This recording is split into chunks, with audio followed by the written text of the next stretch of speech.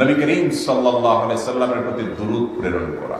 নবীজি সাল্লাল্লাহু আলাইহি সাল্লামের প্রতি দুরূদ প্রেরণ করার আমল এরকম আমল, আপনি যদি সারা দিনে শুধুমাত্র নবীজির প্রতি দুরূদ প্রেরণ করার আমলটাই জিকির হিসাবে সবচেয়ে বেশি করেন, দোয়া হিসাবে যদি এটাই আপনি সারাদিন করতে থাকেন, তো আপনার জন্য যথেষ্ট হবে, আল্লাহর কাছে আর কিছু না চাইলেও চলবে। দুরূদ মানে হলো নবীজির জন্য দোয়া করা।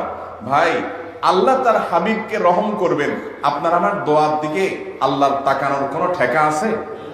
নবীজি কি আমাদের দোয়ার কোনো মুখাপেক্ষী?